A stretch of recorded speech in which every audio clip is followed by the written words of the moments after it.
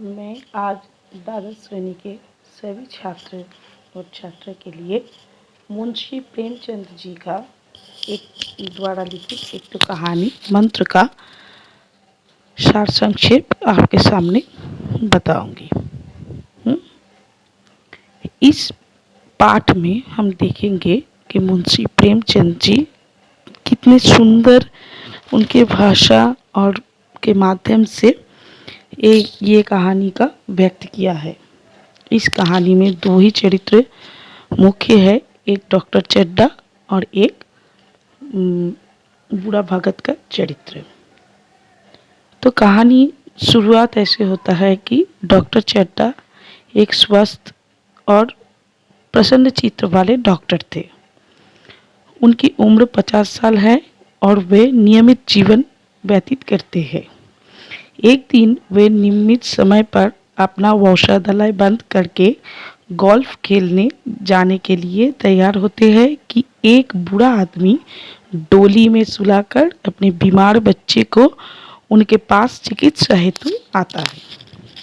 वो बहुत ही विनम्र भाव से डॉक्टर चड्ढा से अपने एकमात्र पुत्र की जीवन की रक्षा की फरियाद करता है। डॉक्टर चड्ढा उनके खेलने का समय निर्धारित था, इसीलिए उस समय उसके बेटे को देखने के लिए इनकार करके वो गोल्फ के मैदान में चले जाते हैं। बूढ़ा निराश होकर डोली वापस लेकर घर आता है और उनके एकमात्र पुत्र उनका प्राण चला जाता है। कई वर्ष बीत गए हैं। डॉक्टर चड्ढा ने खूब यश और धन कमाया। उनका पारिवारिक जीवन भी बहुत ही सुसमय था। परिवार में उनके पत्नी के अलावा एक पुत्र और एक पुत्री थी। पुत्री का विवाह संपन्न हो चुका था। उनका एकमात्र 20 वर्षीय पुत्र कैलाश था। वो बड़ा ही होनहार बालक था और कॉलेज में पढ़ता था। वो एक सर्वगुण संपन्न नवयुवक था। कैलाश की 20वीं वर्ष की 20वीं वर्ष का उसका जो मनाई हो रहा था। डॉक्टर साहब के घर के मेहमान भी महफिल लगी हुई थी। जन्मदिन मनाया जा रहा था कैलाश नाथ का, उसके बेटे का नाम। कैलाश की सहपाठी एवं दोस्त सभी उधर मौजूद थे। सभी लोग कैलाश को घर घेर कर रखे थे और बहुत कुछ कैलाश का एक तो सांप पालने का बहुत ही शौक था। इसी समय उसकी प्रेमिका मृणालिनी ने कैलाश को सांप का कला का प्रदर्शन करने के लिए कहा।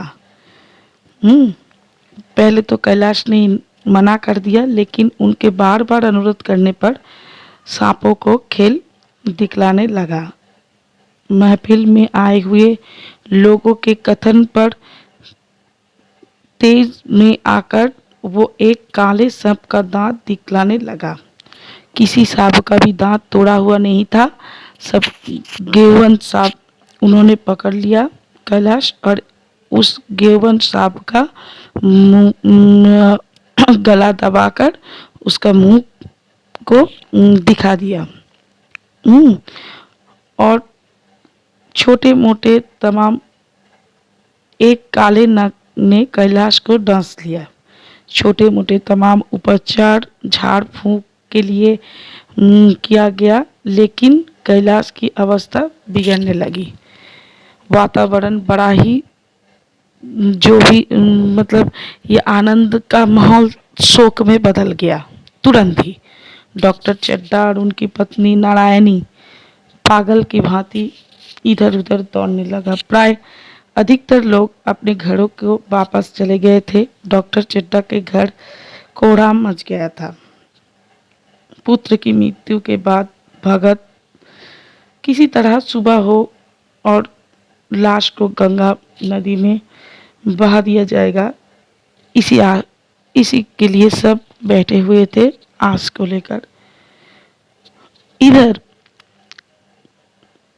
जो बूढ़ा भगत, उनके जो पुत्र की मृत्यु हो गई थी, उसके बाद उसकी पत्नी, दोनों सिर्फ किसी तरह से दिन गुजरान कर रहे थे। उन्हें जीवन जीने की कोई लालसा नहीं था। वे केवल इस संसार में अपना सांस का भार ढोट रहे थे। आधी रात को अकस्मात भगत को डॉक्टर चड्ढा के पुत्र कैलाश को सांप काटने की खबर मिली। पहले तो उसने सुनकर प्रतिक्रियावश अन्मनस्कता दिखाई। उसे अपने साथ घटित अतीत में डॉक्टर चड्ढा के निष्ठुर व्यवहार का शरण आ गया था। उसने डॉक्टर चड्ढा के घर जाने की भावना से अपने घर की दरवाज़ा बंद कर लिया। कुछ देर के बाद भगत की विवेक उसकी भावना पर हावी हो गया। वो घर से निकलकर चड्ढा की छावनी पर पहुंचा। उसने नौकरों को कैलाश के सिर पर घड़ों से पानी भरकर नहलाने के लिए कहा और स्वयं मंत्र से झाड़ फूक करने लगी। प्रातः होते होते कैलाश के शरीर से विष उतर गया और वो चंगा हो गया। नया जीवन प्राप्त हुआ। डॉक्टर चड्ढा नारायणी दौड़कर भगत के पैरों पर गिर पड़ी। नारायणी भगत को कुछ रकम देनी चाहती थी कि एकाएक वो वहां से गायब हो गया। डॉक्टर चड्ढा ने भगत को कुछ देर बाद पहचान लिया। उन्हें ये मालूम पड़ गया कि कुछ वर्ष पहले इसी भगत के बीमार बच्चे को देखने से वो इनकार कर दिए थे। उन्हें अपने ऊपर बड़ी ग्लानि हुई। अंत में भगत की सज्जनता से भाव विभोर हो गया और जीवन पर्यंत उसके द्वारा दिखाए गए आदर्श को अपनाने का प्रतिज्ञा की। तो यही था इस पाठ का सारमर्म।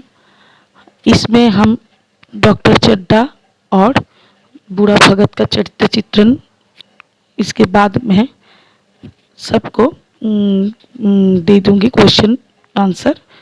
वो ज़रूरी है पढ़ना परीक्षा के लिए, और कहानी का जो उद्देश्य है वो भी। ठीक है, ओके।